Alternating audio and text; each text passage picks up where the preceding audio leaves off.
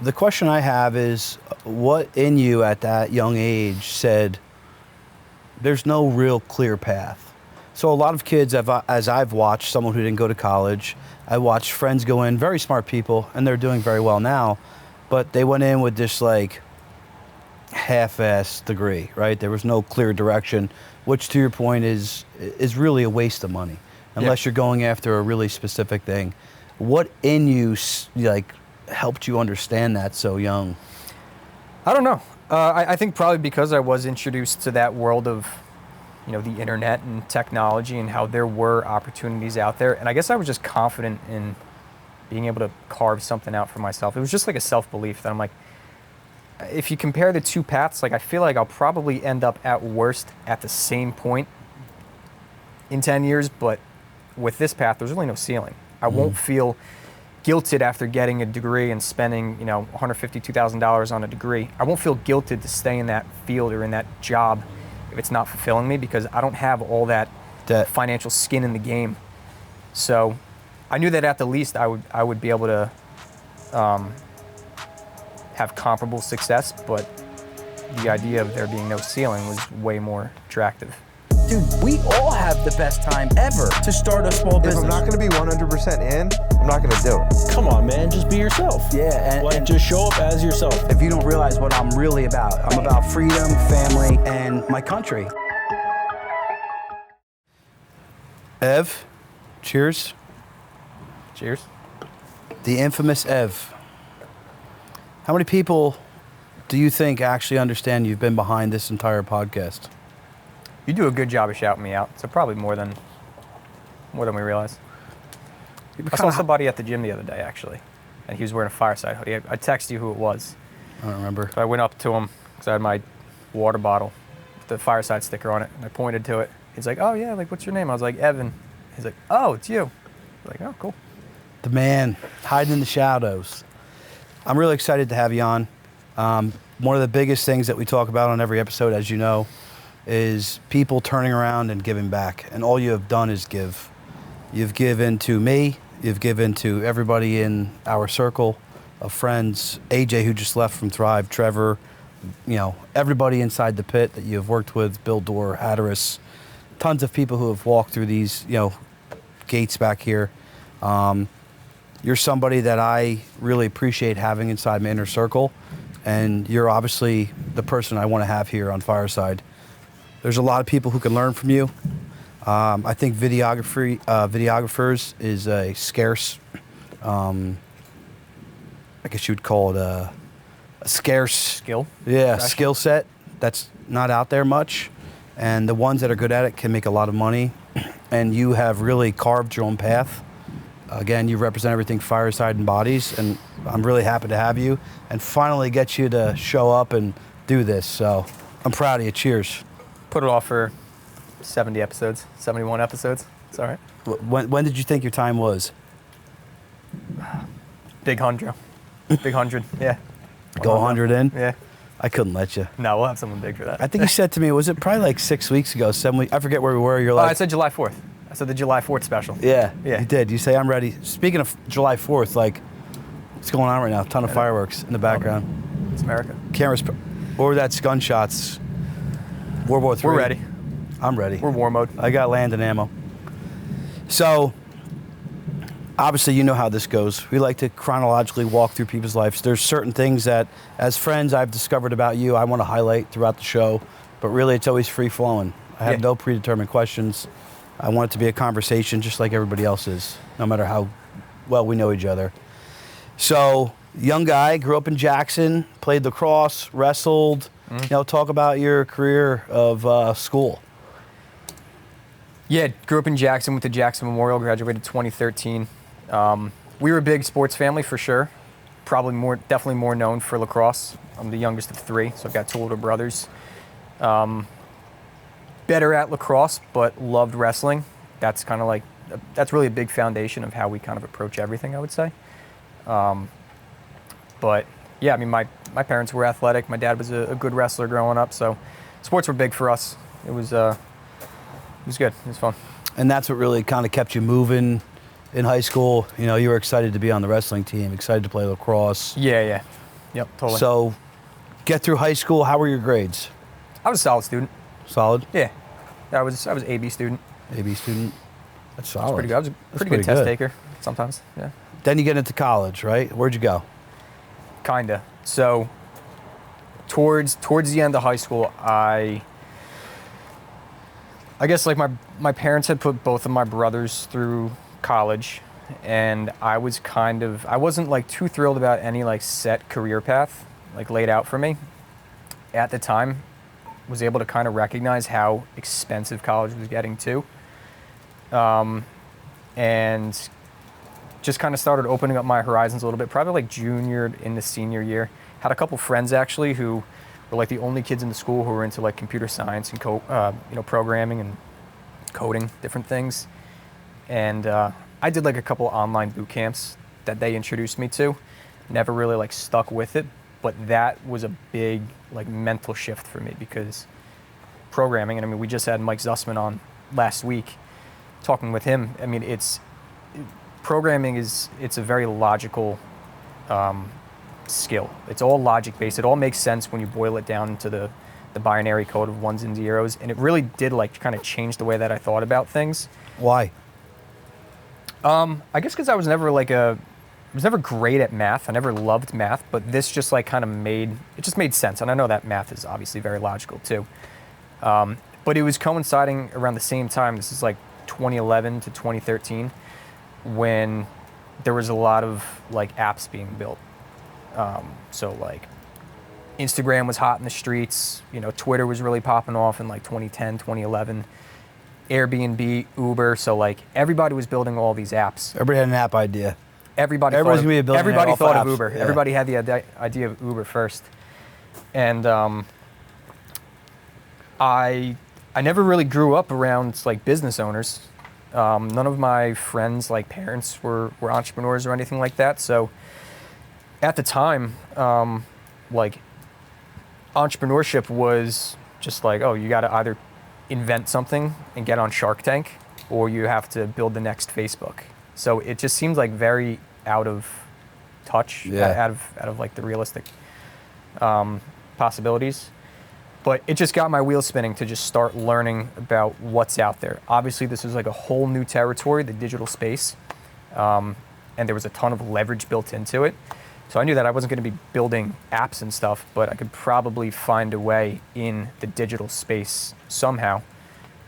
So I just kind of went all in on learning first about business and the foundation, like the fundamentals of that, and then just furthered my learning about how to leverage all of the available leverage that's out there with technology. So before we get too ahead with that, back to the college thing, did you ever go away to school? Because I remember there was a time where you wrote your parents a letter, and that's really what I want to get to. Was that was summer after senior year, or? That was, so I did 1 year at Brookdale, and I was ready to be done after that. I was really ready to be done after high school, to be honest. I was kind of like, if I'm not going to get scholarship money to play lacrosse, then like I'm not going to put myself or my parents in the position where we have to pay for multiple six figures at college. So was kind of like, all right, I'll give it a year. It's, kind of a low barrier. It's cheaper to go the community college route. Brookdale is a good enough, county college for sure. So I went there because I didn't get a scholarship for lacrosse. So went there, and I was really ready to be done after that. But then Ocean County College started a lacrosse program. There were going to be a first-year JUCO team. My high school coach was going to be the head coach, and my oldest brother Nick, was going to be the assistant coach. They're like, hey, can you come help us build this program for a year? And if you crush it here, this could very well be a pipeline into, Division II, Division III, even maybe Division I schools if you perform really well. So I'm like, all right, what's one more year? Get an associate's. So we just get a bunch of ragtag kids, just scrappy kids from Ocean County together, and we had a small team. We're actually looking like pretty good. First game of the year comes around. They do the face-off, run down the field. I take it behind the goal, pass it up, get an assist. I'm like, I'm going to have 100 points this year, 300 points this year. I'm going D1. Next play, they take the face-off. They come down the field. Same thing, I take it behind the goal and I dodge. I'm going towards the goal and I plant my foot, completely tear my hamstring in half within like the first 2 minutes of the season. So I'm like, all right, well, there goes that. And immediately I'm thinking like, well, this is a waste. The only reason why I'm really here is to like Play sports. help build this program and then, maybe just use this as a vehicle to get to another level of athletics, because again, I wasn't really pumped on any one avenue that college had laid out for me in terms of degrees. So that kind of solidified things. With that, now that new time that I kind of got back from not having to be all in on, workouts and practice, I just kept learning more. The question I have is, what in you at that young age said, there's no real clear path? So a lot of kids, as I've watched someone who didn't go to college, I watched friends go in, very smart people, and they're doing very well now, but they went in with this like half-assed degree, right? There was no clear direction, which to your point is really a waste of money, unless you're going after a really specific thing. What in you like helped you understand that so young? I don't know. I think probably because I was introduced to that world of, the internet and technology and how there were opportunities out there. And I guess I was just confident in being able to carve something out for myself. It was just like a self-belief that I'm like, if you compare the two paths, like I feel like I'll probably end up at worst at the same point in 10 years, but with this path, there's really no ceiling. I won't feel guilted after getting a degree and spending, $150,000, $2,000 on a degree. I won't feel guilted to stay in that field or in that job if it's not fulfilling me, because I don't have all that financial skin in the game. So I knew that at the least I would be able to have comparable success, but the idea of there being no ceiling was way more attractive. Always, and it should be for everybody. And that's a great nugget. So back to the note that you wrote to your parents. They shared it with me, I think it was Trevor's podcast, actually. Yeah. They were here for your birthday.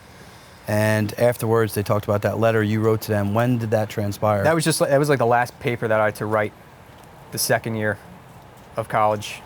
I forget what the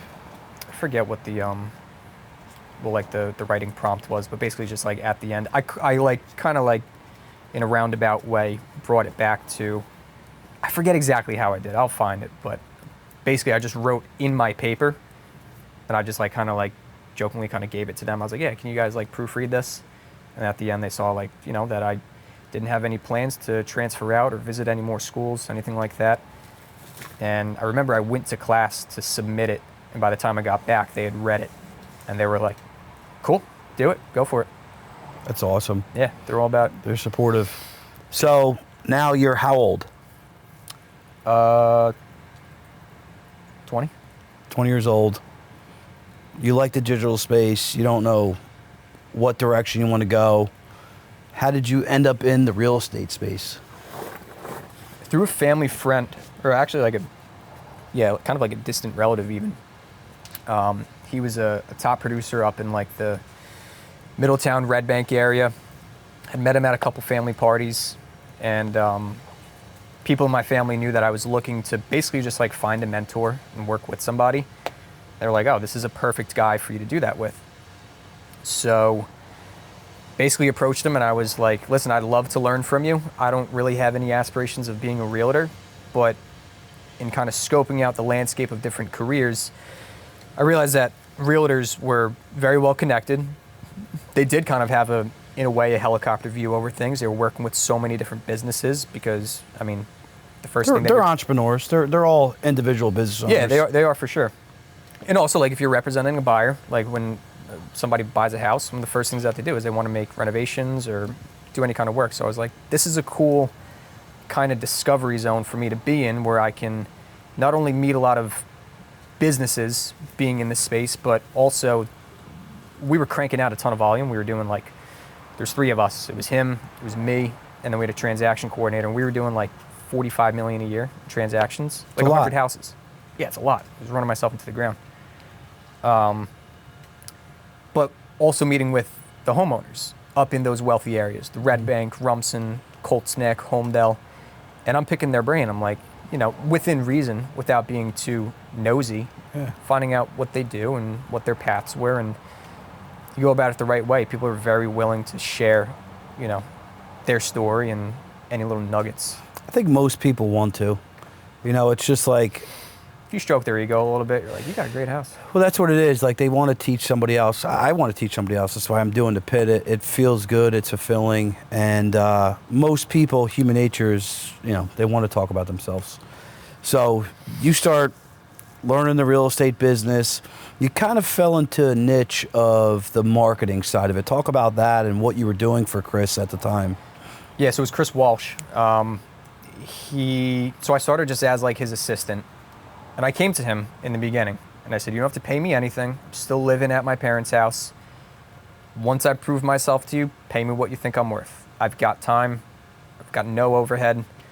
So I started just doing like basic assistant stuff. I was out in the field meeting with inspectors, meeting with contractors and stuff like that. I was basically just a 2.0 version of him, boots on the ground that he could send out, and then slowly kind of started to pile on other like marketing related tasks to the point where towards the end, I never stopped doing the assistant stuff, but now I had all these, marketing duties that I was doing. Which was, You were wearing a lot of hats, but you learned a lot. yeah. A ton. What attracted you to the camera, right? Because you were helping him as an assistant. You were seeing the numbers this guy was doing, which 45 million is a lot. He was probably living a great lifestyle. Yeah. Again, that still wasn't attractive to you to be like a real estate agent. Mm-hmm. When did you pick up the camera? I didn't pick up the camera until after even being in real estate. I was doing other stuff. I was doing Social media, graphic design, stuff with the websites, copywriting, like some newsletters. It was just a crash course on a lot of things, and I was just saying yes to absolutely everything. So I didn't pick up the camera until not long before we met. Well, that's what I'm saying. That's when I met you. You did start to do some videos. You were going out and working with a couple agents inside of Chris's firm. Yeah. And you started to do, the videos of a new listing. Yeah, I mean, look at that was how many years ago now? 29. So 4 years ago? yeah, it was like mid 2019 that I left, and then within a couple months, no, actually within like 2 weeks, like a bunch of people hit me up and they were like, hey, we heard you're not up here in Middletown anymore. Could you help us out with some things? And before I knew it, within like a month, I was planning on taking a little bit of time off, but before I knew it, I had like 5 businesses that I was working with. I was like, oh shit, I have to start an LLC. I have a business. Again, what were you doing with them? Graphic design, social media. I was running ads, newsletters, just everything. Anything that they needed help with. Mailers. Consulting, just like basic consulting for like some real estate teams. So, young guy, start an LLC. A lot of people think that's like a extremely difficult thing to do. No. You just got to make sure that nobody else has that name. Pretty much. There's a directory for that. You can go right on irs.gov. It's like getting registered as a wedding officiant. Hey, and you are. Could do Anybody freelance needs too. a wedding guy. He's pretty good, well spoken.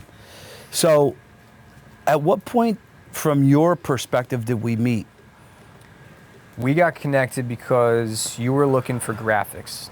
Don Hughes connected us, and we were just doing a bunch of different like infographics that you could put out on social media. This is before TikTok. This is before Instagram really went heavy into like the video space. So we're still doing graphics and photos and stuff. And I was trying to do it for finance. for finance, yeah, Yeah, and I was very restricted it sucked. There due to was compliance. so many like disclaimers that you had to put on, and it would just like totally throw off the design. They had to change so many things. Still, some of those graphics today have made me hundreds of thousands of dollars. Seriously. We actually joked about it probably a few months ago. We were like, we should probably update those, but Yeah, I know. they're still working. Yeah. And that was my introduction to you. And what I quickly identified was you were kind of quirky in a good way. You were smart. You had a different eye that others maybe didn't see. I'm sure Chris did. Don Hughes, shout out to Don. He did introduce us, so he saw something as well. And again, video just had started. And I said to you, I want to start this local mentorship program. Yeah. And I just knew you had something. We were both kind of terrible with video, if we're being Look at honest. episode 1, it sucks. Even before that, Even you know, before Trevor's... the local mentorship. Matt, can I have a spin drift? I'm sorry, I'm choking on a cigar. Trevor's first, or whoever we were doing it with, maybe Zoom with Paul from Bubba Coos. Yeah. We were in the bar area, not really knowing. And at the time, we're back. It's so funny how everything goes full circle, because now we're doing the vlog and everything's going back to kind of horizontal. Yeah, and more coaching. But we were going into the Instagram world and saying, hey, we want to create a footprint out here in the metaverse. Yeah. But everything was starting to turn into reels. Yeah. But we were shooting horizontal. Yep. So if you go back, actually, anybody wants to look at the Instagram, the original videos of local mentorship was horizontal. But we had the right thought process in mind. Yeah. What were you thinking at that time when we kind of connected now? Because now you have people, you're still helping with graphics, just listed, just sold. You're kind of becoming tired of that mundane marketing, wheel, I should say. Yeah. Thank you, Matty. Well, I mean, getting introduced to you, you were a buzzsaw. You were the most well-connected person that I knew, and I knew I'm that still a buzzsaw. Still a buzzsaw. I knew that you had you had a very different brain than most people, and how did you see that? I was just being around you. You're just always going. But like what? But like always going, but always going with new ideas. There's a lot of people always going. What made you say that I'm going to put my bet on this horse? This guy's looking to do something that's outside the box. Maybe you didn't see it as big as we have grown this together, but it's hard to remember going back that far. But it was just, I don't know, it was just obvious. It was just pretty obvious that you weren't kind of on like the same. You weren't as content as other people. It doesn't mean that you weren't content like in life, but you just always wanted more and more and more. Mm-hmm. And a big thing was you were trying to give back when other people weren't. Mm-hmm. That was the biggest thing, like with local mentorship for sure. And around that time, it's funny because that's when I had first started coming over here and sitting around the fire pit, and I like roughly had an idea to do something similar to Fireside for myself. I'm like, yeah, I'll interview business owners and talk about marketing and corny shit. But then being around you, very quickly I was like, oh no, this is all him. He is the perfect guy for this. He's got all the connections. He can have high level conversations. He's got the set, like he's got the gift of gab. Like he's the perfect host for this. I'm not an on-camera guy. Maybe I will be in the future a little bit more, but definitely at the time I'm like, this is all him. This is perfect. Mm-hmm. And it was just natural. You started to get really into the video settings, the cameras. For those of you who don't know, these things are extremely expensive. I've been trying to vlog with like a little Sony, like Zeiss, if I'm pronouncing that, Zeiss, whatever it is. And it's got all these settings and this, like, fuck that. I'm using the iPhone, things too complex. And that's actually a pretty simple camera. Yeah. So you start to play with these functions. You say, Ryan, let's just bullshit in your backyard with guys you know about business. We're doing that at your kid's birthday party. We're doing it at your Memorial Day party. You know, why not just throw on a camera, have a cigar, and have a bourbon? Yeah. And I was like, that's easy, Ev. Easy. Doing it anyway. Are you sure I'm allowed to do this? Yeah. And you're like, yeah, let's do it. Yeah. And it was a big, probably a bigger thing was it was a different marketing channel to feed back into. It was a way to give back, but it was also a different marketing channel to feed back into the finance side of things. And it wasn't as, I don't know how much you could say with compliance, but like it wasn't as just like, here's a graphic, no, that's wrong. This is more of a free-flowing conversation.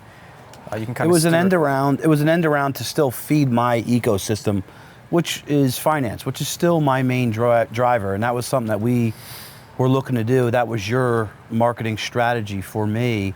Was hey, is this possible for us to kind of get around all these regulations and laws due to your registration, with FINRA, and we kind of ran with it. Our first episode was AJ. AJ just left, and we set up.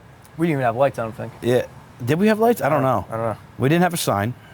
We were just back here in the yard having some drink. AJ got wasted. I was pretty drunk. Destroyed. Yeah. And we just shot the shit. And I think there was like, within the first week, there was like 600 views or something. Yeah, And I knew we had something. yeah, everybody who has ever started a podcast, I've heard this across all different, charlatans in the coaching space and podcast space. They started with 5 views, which was mainly their family and like one best friend, or 10 friends. We quickly had 500 people, probably locally, that viewed this podcast. So we were like, hey, we're on to something. Perfect. Yeah. What were you thinking at that point? Like, I need to learn more video, and I know you're always a student of your craft. What most people probably don't realize with you, it's Google. You're learning the cameras. You're picking the brains, or watching or observing other people in the digital space. We talk about Brandon, Rob Bailey's videographer. Beast. You've been watching that guy for a long time. You mentioned these people to me. I'm like, I don't know who they are. Yeah, BC Visions. Yeah, and you were watching that stuff. What were you thinking? What was, at your time, the thought process of where you wanted to take your business, Shapeshifters? Or you were just like, hey, let's try this, let's see where it goes? Yeah, it was pretty much just let's try this. Because you still had real estate agents you were dealing with. You were still doing graphics. Yeah. I mean, I still had the business going, but I knew that there was something here. And I didn't know what this would morph into, and it's morphed into so many different things, which is awesome. But I in the beginning, for sure, felt like as long as this is feeding, the finance side of things, then kind of like my job is done. Well, then it quickly morphed into like, there's a bigger why behind this. Pretty quick. It was pretty quickly that we both got like, what are we doing here? Yeah. It was like, should we set up a infrastructure? And you got people in your ear, and I was like, no, like, we're 3 episodes in, let's relax, let's see if this thing sticks. Yeah. And then I was like, oh my God, like, what's everybody gonna judge us on? Who am I to host this podcast of all these business owners? Yeah. Which is a really cool nugget that I think most young business owners should actually understand. I think there's 4 main things that I've started to hone in on, and the first one is action. You don't have to have a whole entire plan laid out. The second one is major focus. I lacked focus my entire life. If in my early 20s, I was doing pretty well. I hit 6 figures pretty quick, but I was fucking off, golf, drinking, happy hours, dinners, no real focus. And then if you can, sacrifice a little bit, not worried about chasing that next thing that looks good online, and then discomfort. And I think you and I were in a discomfort zone at that point of going like, where's this gonna go? And I remember thinking to myself, like, I kind of say whatever I want, and they were putting people like me in jail for saying things on social media. Yeah. What were you really thinking at that point now, 10 episodes in? 10 episodes in, I knew that we had something, and I also wasn't going to get hung up on the views, because even still, we don't get hung up on the views, because there's so many powerful things going on behind the scenes that aren't, it's hard to put a visual to it. Obvious through the views. Taking a quick break in the podcast, I want to talk about the Pit 2.0. What is the Pit 2.0? It's made up of a huge network of people across all different industries that are solving problems, creating solutions, and also bringing together a lot of marketing and sales idea. If you want to get into a Pit group like this, it's very inexpensive, $147 a month. If you want to learn more about it, check out the links and the information below. So jumping back in, let's get off Fireside, right? You were a big part of creating that with me, and I'll be forever grateful. We'll be in my vision, and we talk about this at length. You'll be a part of it forever, some form or fashion. Mm-hmm. I really want to dive deeper into like how you look at things, how you shoot things. Some of the things that you look at when it comes to a Pete Riley and describing what he does with the young kids in the wrestling club, how you help pull Trevor out from this shy guy who didn't understand how good he was at what he was doing, and pull out the passion that he had for where he was going. Talk a little bit about how you're able to, because what I think is impressive that I'm sure other people observe is, in my opinion, you're very good at identifying the tonality of that person and what they're about, and being able to spotlight the great features of them. I think it's just about being really honest. I think there's a lot of frauds on camera who they want to like kind of fake it until they make it. But I think the most effective thing that you could do when you're building a brand for either yourself or for your business is to just build honestly in public. So own exactly where you at in your journey and where you want to go. And if people see you start achieving those things, they're going to catch on. They're going to identify with it and they're going to like it. So, but from like a technical perspective, it's just a matter of just kind of having like a visual eye of knowing what's going to look good, telling the story, and then also just like a little bit of psychology of just knowing what people are actually interested in consuming. You do have to, like, as much as it sucks, like you do have to just play into the algorithm with a lot of things. So there's little things like you got to make sure that you have good hooks and it has to be this length and you have to keep it engaging at this point. So And you got really good with graphics too. I saw that as you progressed in Fireside, the reel covers and the thumbnail for YouTube. You were getting very good at doing all that. Like, talk about having to understand all of these different verticals. It's not that you're coming and having an eye and setting up a camera and hooking up mics, downloading that, working through Premiere, which is the editing software. Yeah. You also had to figure out you gotta understand the business too that you're working the business with. side of it. Talk about your understanding or what you were learning along the way. That's just a curiosity, just wanting to learn. And I feel like that is what separates people like in this space is you got to know exactly who you're dealing with. You got to know what their struggles are on a business end of things, not just, on a creative side of things. You got to know, you got to be able to speak their language to a degree. So you got to educate yourself on who you're working with, and just be intelligent. Like, honestly, it's as intelligent as you can. I think curiosity is something that the most powerful men and women in the world have. I'm curious. That's why I'm able to talk to a business owner. Even knowing you all these years, I'm still engaged in this conversation to peel back the layers of how Evan thinks. You've done way more learning after high school than you have in any years before that, right? Thousands. The Mark percent. Twain quote is like, never let school get in the way of your education. It's like, I learned way more after school than I did during. The year that I left school, I read like 40 books. And I was just like, learn all these different industries. It's a lot of books. What was your favorite book? Probably Not Fade Away by Peter Barton. He was a media mogul who was diagnosed with terminal cancer. And it was just all about his mental shift. It was all about just his mental shift, coming to terms with his Can we just like point out that Phil Rizzo's trying to sneak behind the camera? Phil, He's just about walk in like front. 4 feet wide and there's about 1.5 feet space he's trying to squeeze through. Thanks, Cal. We need his quick break. There's a Mack truck coming. Did you see him trying to squeeze between that hole? There's a 0% chance of that. Listen, so for all the viewers that don't realize, we do have other friends and guests that show up usually. And Phil had some cheesecake today, so he's a little bloated. It's a cheat day. It's a cheat day. It's Thursday. It's a cheat day. So, your mindset was like, read, learn. Yeah. This is one of your favorite books. Give me your top three. Give me your top three. Rattle 'em off. Probably Not Fade Away by Peter Barton, Conquest of Happiness by Bertrand Russell, and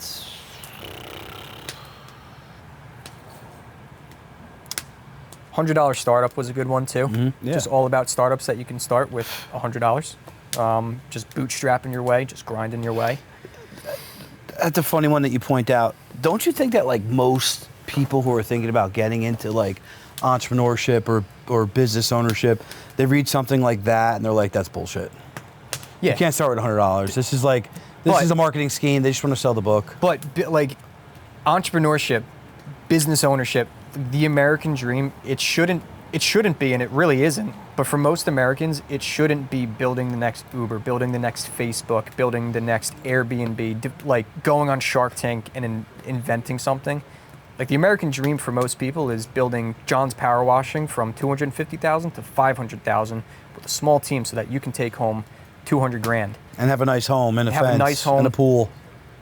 Some time that you get back, and it's way more accessible than people realize. It doesn't, especially with, there's gonna be a mass exodus of business owners over the next 5 to 20 years of all these boomers who are going to be retiring. enter something like Freedom Acquisitions that's going to come in. A lot of these businesses, when these owners are ready to retire, most businesses, they just dissolve. They just sell off their hard assets. There's no off-ramp for these business owners to enter retirement with anything other than their savings. But with something like Freedom Acquisitions and these other brokers who are offering that off-ramp, it's not only giving those business owners a way to set sail into retirement with some passive income through the sale of their business, but it's also a very approachable and accessible entry point for the next generation to get in through things like seller financing or any kind of creative financing and take over an existing business that already has operations in place. So, like, business ownership, the American dream, it's not starting something that's going to go to the moon. It's not VC-backed rounds of fundraising over and over again. Every startup nowadays is like 50 mil plus, 100 mil plus. Stupid. Silicon Valley, everybody thinks, but there's the small business owner who owns a secondary forklift company. Craig Martin, he's a new guy joining the pit. We've talked to him in the past. He sells forklifts. There's an older gentleman that he knows. I don't want to say too much. I was not going through any type of process, but Fireside and people affiliated with it like Nick, who can legally help with that stuff. As a registered rep, I can't do that right now. Yeah.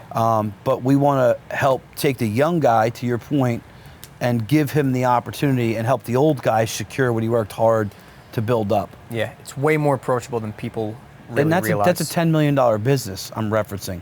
Yeah. So if someone could get it at $1 million entry point because someone else is willing to put up that money and take a small piece of equity on the cap table, or set up an interest rate that they want over a certain period of time. Yeah.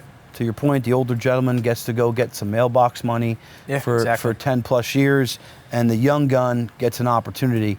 And I think that's what most people need to understand. Evan was in the mindset of, I don't need to be Google, I don't need to be a billionaire. I just want to make enough to be financially free, set up in my backyard like you had at home, a fire pit, some woods, a pool, and I think that is the real American dream. And most people don't realize that our GDP is driven off of service. China, every other economic power in the world is trying to mimic what we have, and they just can't. And that's why our politicians were smart to say, hey, help everybody get a home in America. Yeah. And really, if you could do that and put some money away and take a vacation or two, that's real freedom. Now, for myself and you and others around us, we're never satisfied. Doesn't mean we're not trying to get papered over here. It's like, but you have that. If you can have both things, if you can have the motivation to just want to have that financial freedom, but also be able to operate with a life mindset that you're going to be content even if you just have your basic needs met and your bills are comfortably paid for, that gives you the mental freedom to chase down really whatever you want, because you know that you can take it pretty close down to zero. Yeah, you're gonna be all right. Reason. You're going to be all right, because you know that you don't need a house in Hollywood Hills. You don't. It's like, no, that's not the American dream for most people. Most people are just trying to get out of the rat race. And most people that chase that, I'm not saying that some aren't happy, some aren't, accomplishing what they desire, but a lot of happy people in the Hamptons. Yeah, they definitely. There's a lot of unhappy people too, and that financial freedom, being able to sit in your backyard and work from there, or how you work, you're at your apartment in Asbury, you're floating around to the different business owners that we all deal with in our circle in the pit. You live a pretty free life, man. It's totally dictated by you. Yeah. Obviously, you have people to answer to that you work for, and you want to make sure that you give them and provide them the best service, which you do. I don't know how you deal with me half the time. Thank God for Maddie and others who create a buffer. Yeah. People don't know that. I mean, to spin it back on you, people don't know that. I don't think many people butt heads more than me and you in the beginning, for sure. But the levels that you've jumped, like the way that you've evolved as a person it's been awesome. All of us. You've helped with that. But I mean, you had the subtlety of a hammer in the beginning, and you still do sometimes. Yeah. But just sometimes you need a hammer, sometimes you need a nail. That's right. You bring both. Yeah. But switch it up. But no, that was just a credit to you, just the way that kind of we've all evolved. Well, you were one of the guys that challenged me early on and said, "Hey, Ryan, are you trying to fight the guy at the coffee shop?" And I'm like, "Am I trying to fight the guy at the coffee shop? Maybe I am. Not physically, but maybe he's a crazy lib and he's pulling his tit out and his kid's trying to suck milk out of it or something." I don't know. I think that's weird. Maybe I shouldn't say something to him at the coffee shop. Or you're like 50 and you have a 6-year-old standing up, sucking your tit in Starbucks, and for the It happens, dude. in the name of feminism, which is, I think everybody should breastfeed as long as they desire. But you were one of the people that said, "Hey, Ryan, like, you have a great heart, you have a great mind." And I appreciate that. I really do. Yeah. And It's a good yin-yang. yeah, seriously. And I trust you. I mean, I talk to you about a lot of stuff Yeah. personally with my business and the pit and Fireside. And again, that's going to continue to happen. Yeah. I want to shift it a little bit. No pun intended, Shapeshifters. I want to talk about another idea that you have and kind of pull it out of you. I know most people don't know about this. Our friends in the circle have heard you talk about it. Talk a little bit about your idea and what the concept kind of mimics, and then we'll drill down on why I think it's a huge thing that's needed. Well, so, I plan to launch it by the end of the year, but I turned down a lot of business because I don't have bandwidth for one, but also I've never really wanted to build out a full agency. The reason why a lot of businesses come to me is because I'm not a full agency. I could work pretty intimately with all of them and not really give them a watered down version of me. So what I'm building is, it's called Blue Collar Creator, and hope to launch it by the end of the year. And that's basically just a way for me to take all of the value that I have and that I give in Shapeshifters, which I guess is technically an agency. It's just me, and I've got a remote team in the Philippines. Shout out to all the boys. But it's a way for me to give all that value and the trainings that I deploy into these businesses on a personal level, but bring it to the masses. So there's so much leverage. Just because I'm turning these businesses down, it doesn't mean that they're not deserving of this information. So I'm going to be packaging a lot of these things that I'm doing with these businesses, offering it out to the masses really in a way that they can deploy it into their own. So whether you're a guy with a power washer and you don't really have anybody else on your team, I want to be able to give you such a simplified product that's taking these complex ideas and skills that I'm doing and just condense it into a way that you can deploy it yourself, because you need the marketing, like without a doubt. Like, marketing it's kind of the first step in a lot of things. People don't know about you, they can't discover you, you can't render your services. All the way up to if you have a slightly bigger team and you want to delegate it among them. Hey, you take over the graphic design, you take over the videography, you take over the copywriting, the email, all that. Delegate it among them. Or if you're already working with another freelancer or another agency, just pass it off to them. Say, listen, here's the blueprint. I want you to implement, the Blue Collar Creator template into our business. It's going to be very accessible, like price-wise, to businesses. And I'm going to be pretty generous with it to just, deploy this into our business, no matter who you are. Is there a component to it where, let's just say somebody's out in the middle of Kentucky, right? I have a guy out there right now I'm doing one-on-one coaching with, and we're talking about a lot of these strategies that you and I have deployed, and we continue to learn, because it's always an adaptation, right? We're going to start taking the content that we built up on YouTube and doing some really unique, different things with it than we've done in the past. It's a constant evolution. That guy in Kentucky may not understand anything. No matter how much you simplify it, he's out paving, he's out driving the dump truck, he's out in the rock quarry, he's out raising cattle. Was there a component to Blue Collar Creator that was going to maybe help them with maybe some geofencing or something else inside of the system that helps them get linked up with maybe someone like you who will pull out the camera and help them do some editing for their social media? Yeah, so I would like to have a big pool of affiliates who will actually kind of be trained in what I do, basically. You can give them a cert. Right, pretty much, yeah. Gets them on the thing to get quotes or... Right, and I like to have them scattered all over the country so that if these businesses can't take any of it on their own, there will be affiliates who are trained and can execute this for you. But, most agencies or most freelancers are skilled in these areas, but they just need some direction to put it in. Because a lot of these agencies... I challenge that. I don't think they are. Rob Bailey said it again at the men's retreat. Owner, another guy who's helping us out with some stuff. He does a great job too. But Rob was saying, right to his face, most people actually don't have the creative side.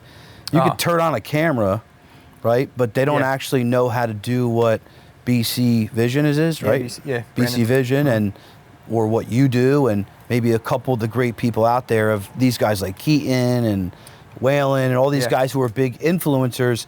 There's really only a very small circle of creative minds who also know how to operate the camera. Yeah. So being able to have like a centric hub that can disperse these people who understand Yeah. what you're putting out there, I think is extremely powerful. And every small business needs it. I don't care who you are. I've talked to Phil Vitilla about this. I make cabinets for healthcare companies, Jersey Mike's, no one I know. Everybody's on fucking social media. Yeah. How many people went over the threads?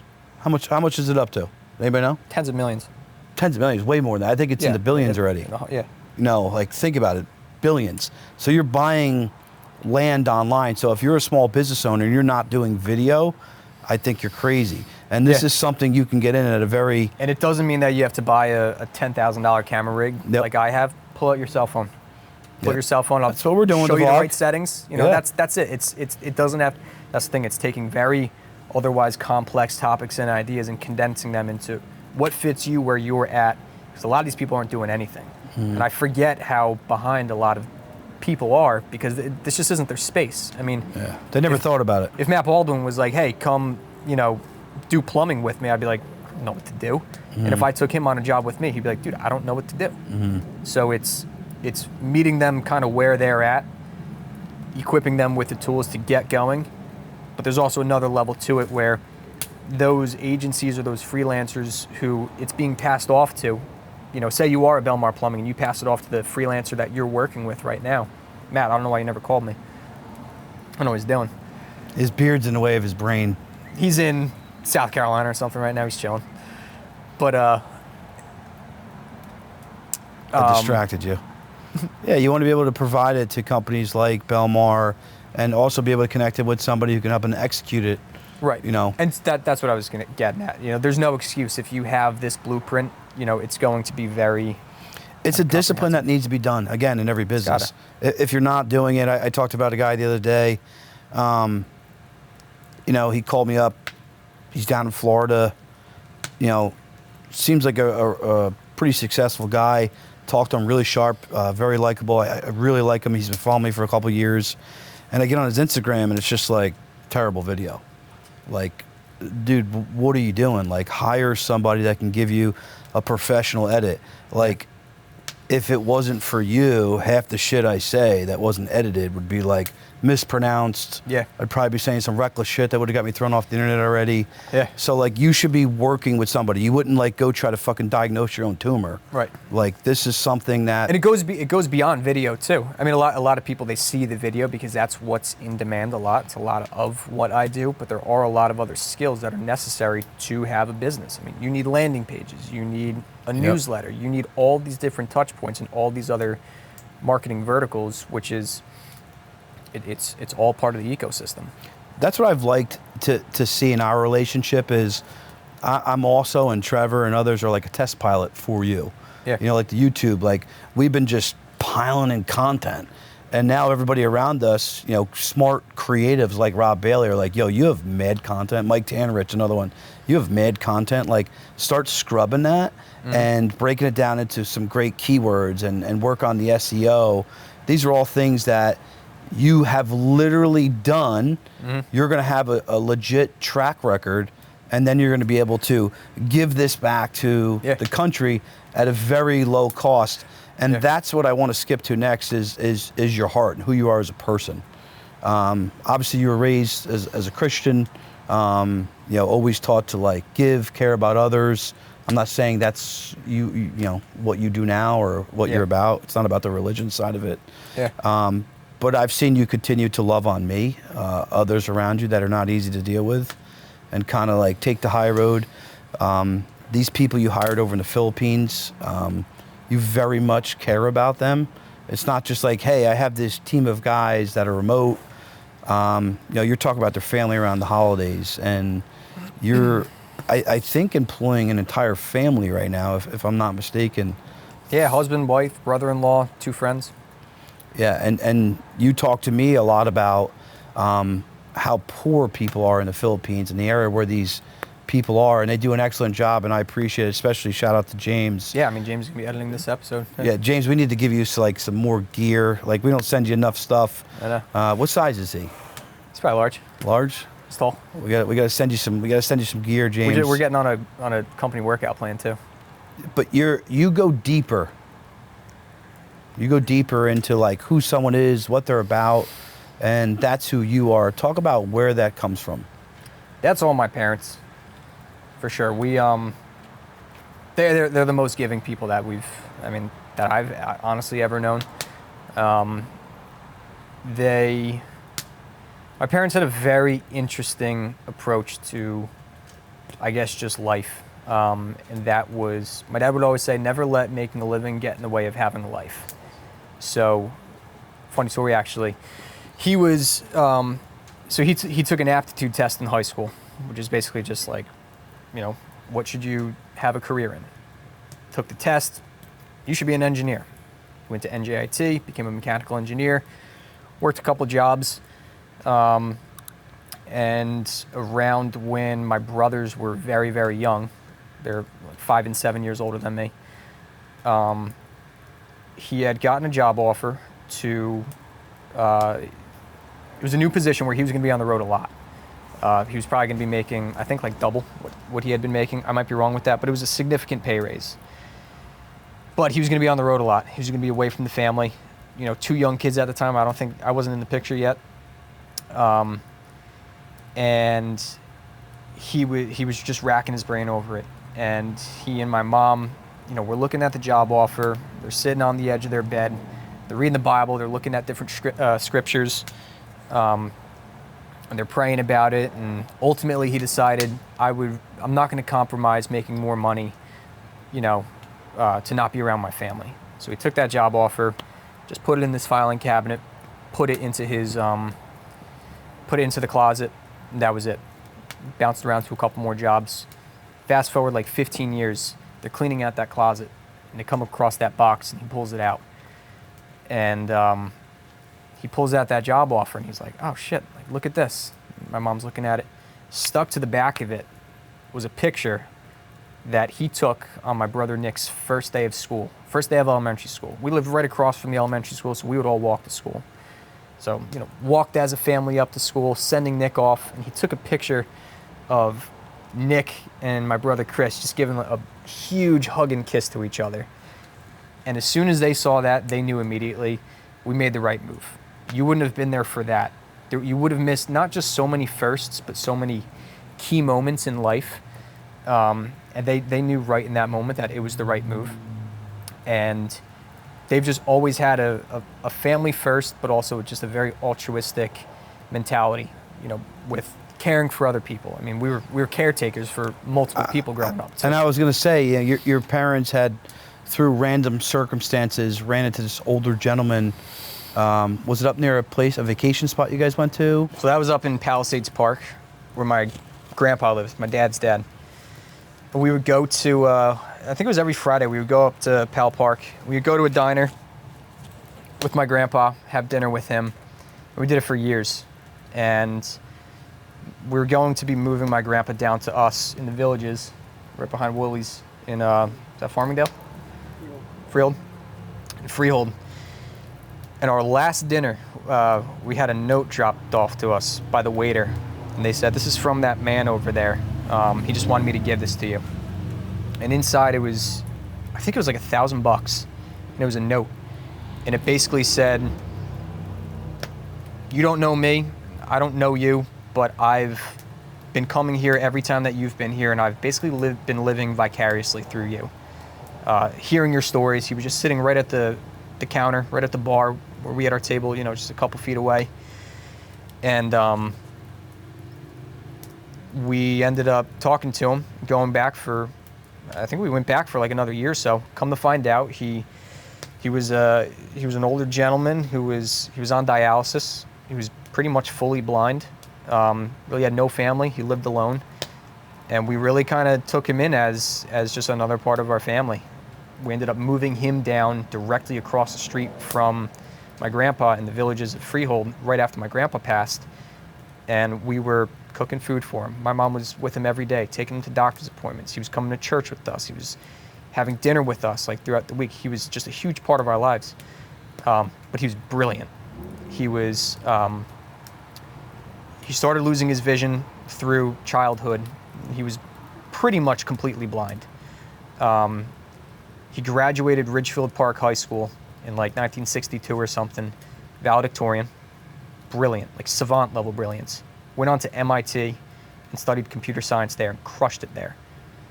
Now, I don't know if this gets out to the airwaves at all, but his name is Douglas B. Taylor, and he was one of the most brilliant people who we've ever met, and I don't think that we really understood the brilliance of him at the time because he was so many levels above us. But he was also somebody who was dripping on us at the dinner table, like, dude, don't, he wasn't saying dude, but he was like, you don't need college. There's another world out there. You don't need this. And he was actually, he was dripping on us to find. I want to circle this whole conversation back. Your father didn't go and take a job on the road to be with his family, and his kindness in his heart led him to people like this gentleman in your life telling you, you don't need college, you don't need to take the traditional route, to business owners having freedom. You know, I know one of the things I'm proud of every single day is I see my kids and my wife all day long. You know, when it's nice out, I'm working in my backyard. Yeah. That's what I like. You know, I got my little fortress, you know, nice new cedar fence. Shout out to Classic Fence. Yeah. I got my pool, my bar, my fire pit. You know, this is my little oasis. And I'm able to watch my family grow up. This guy was telling your family, these people who are regular blue-collar people, hey, there's a different way out there, and something in you, whether you knew it or not, obviously you do, was subconsciously being built, which is internalizing it. It's just, but it's a also weird like butterfly the cycle of life, like good people helping this guy who probably. And if my dad took that job, maybe we weren't there that Friday having dinner, and we missed that last time with him. My grandpa was gone the next week. Maybe we missed that. But that's instilled. That's instilled in you. That's those stories were great because that's who you truly are as a person. It's how I've seen you operate with me, my family, everybody else that you work with, and that's a true testament to your parents, your family, your grandparents. Yeah. So I'm happy you're in my world, and I know Trevor and everybody else feels the same. I know we've been probably going for about an hour now. You and I could keep riffing about all different thought processes on, you know, this and that. I want you, before I hop into the traditional 2 questions we end with, I want you to give kind of a forecast, a projection, you know, put it all out there. Don't be afraid to say something that may be wrong of a forecast, but where do you see the social media platforms, social media marketing, you know, the video world going? You know, are we on the right track? What do you think? Yeah, I mean, you're on the right track for sure if you're putting out content. I can't even predict where it's going to go. That's the thing. It changes so fast. So it's just a matter of staying up with the times, but also not selling yourself to the machine of, you're not going to be doing TikTok dances. So, like, just keep it real. Whatever TikTok. Whatever you're doing, just keep it real. Yeah, we're not even on TikTok. Yeah. Just keep it real. Tell your story. Be creative. Turn around and help other people. You can do all the marketing in the world, but if you're not involved in your community, if you don't have good relationships, if you don't have good partnerships with people, ask any small business where the majority of their you're business gonna die comes eventually. From. Ask any business where the majority of their business comes from. It's from referrals. It's from the relationships. So marketing is great. The digital space is great. It's very important. It's a huge tool, obviously. It's just a way to syndicate your message, but it's highlighting the good stuff, the good people, community, everything that, you know, Selfish Plug, the pit embodies. Yeah. You know, Fireside embodies. You know, again, turning around and helping the next guy or girl in line. Yeah. And you're all about that. I mean, throughout these years, a lot of people don't realize that this stuff is expensive. You know, Evan, and rightfully so, has helped legitimately. I don't know if you actually understand this. You have helped, let's just call it directly working with them, have probably helped 50 business owners and real estate agents. I think that probably is a low number. Have you ever thought about how many millions of dollars in commission and revenues that have generated? No. It's a lot, dude. Yeah, I'd want to get on a rev share. Yeah. You should hit up EXP. I know some people. Yeah, well, I'm out on realtors for the most part, except for the realty and Philly 5 Boroughs. Yeah, Reels is pretty good, but you know, there's a lot of things that people don't understand about the digital space and what you do understand. And all I could say is if you reach out to Evan, maybe you shouldn't, he's kind of busy. I want to be selfish, I want to take him. But if you could reach out to Evan or Blue Collar Creator in the future, it's going to be your business. I make a joke all the time.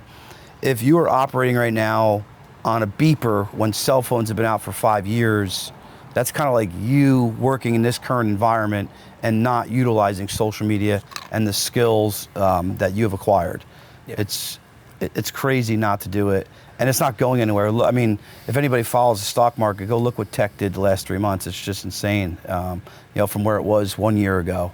Yeah. And the metaverse is not stopping. Like I said, we just talked about Threads. You know, hopefully, you know, Elon knocks Zuckerberg out. Yeah, I mean, just that'd get on be, Twitter. yeah, I think it'd be sweet. Maybe Trump jumps in, I don't know. But this has been fun. Retruth. I know I could pull a lot more out of you. Last two things, we always ask, what was the first thing that would come to mind if you were to turn around and talk to a young entrepreneur?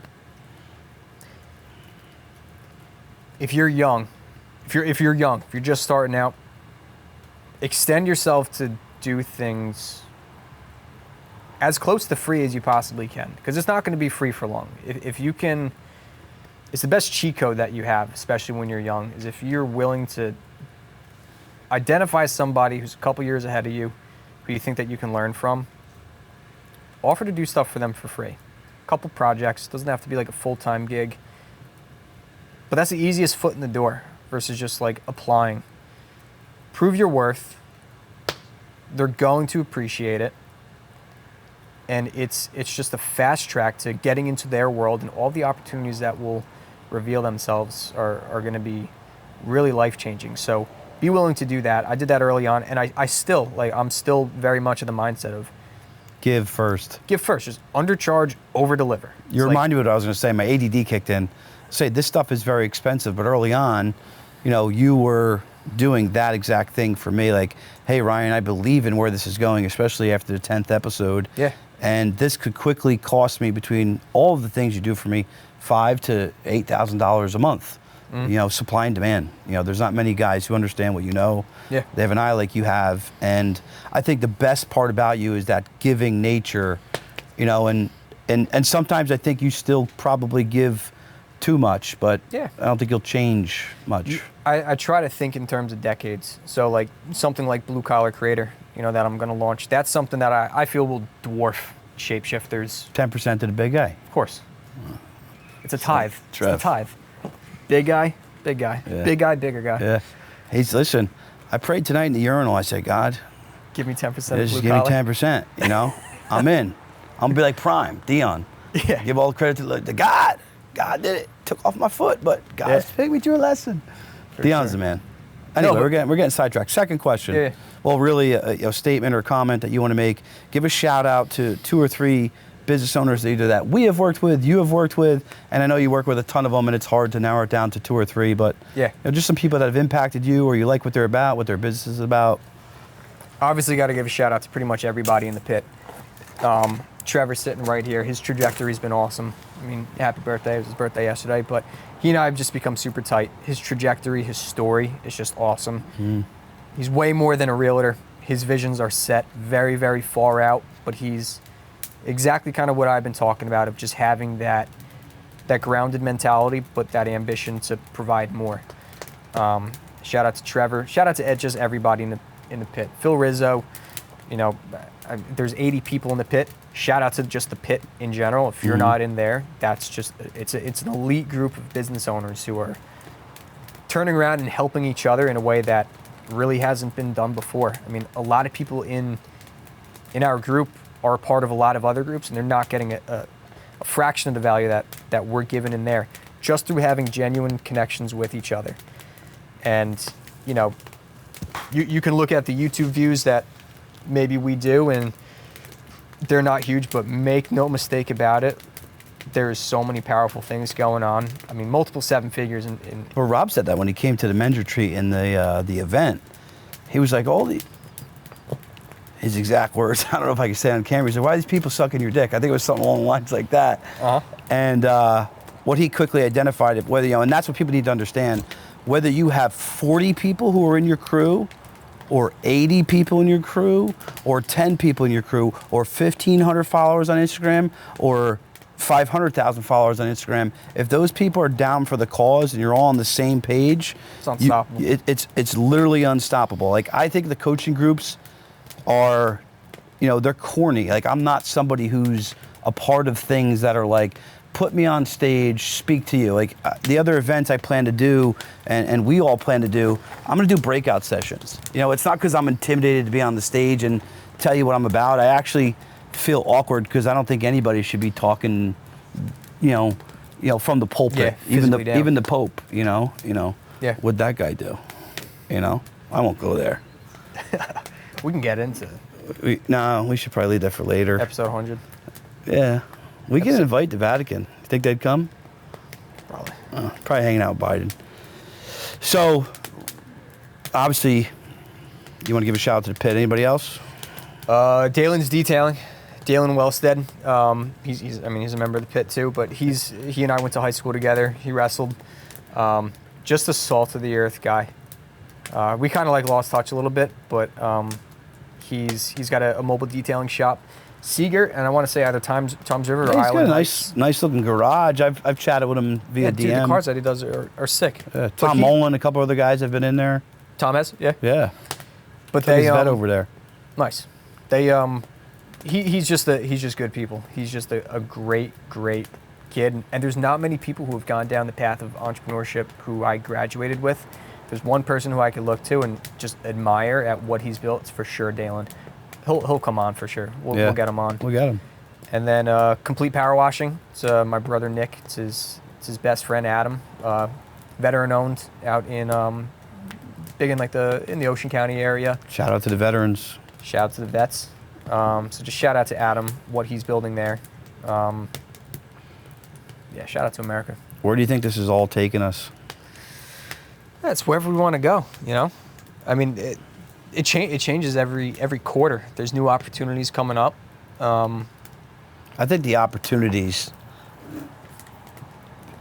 Create your own luck. Yeah, we could do whatever we want, and that's what's super cool. I was swimming in the pool with my wife late night last night, and I don't know what we were talking about, but I said, fuck everybody. Like, just do what we want to do. Yeah. If I want a fucking cabin, I'm going to do it. If I want to give away $100 million because I have it 50 years from now, I'll do it. And I'll probably put a billboard up saying that I did it, because a lot of people said that I couldn't do what I did. We couldn't build the pit. We couldn't do Fireside. And I do take that personally. And you've been a steady hand in all of that. You've had my back. And we're just getting fucking started. And I'm excited about where this is going. And really, you can do whatever you desire in the future, man. I mean, the world is yours. Your talent, your heart is unmatched around a lot of people that we know. And I'm proud to call you a friend, and I appreciate you being here. It's a good spot to be in for everybody. Absolutely. Cheers. Right on.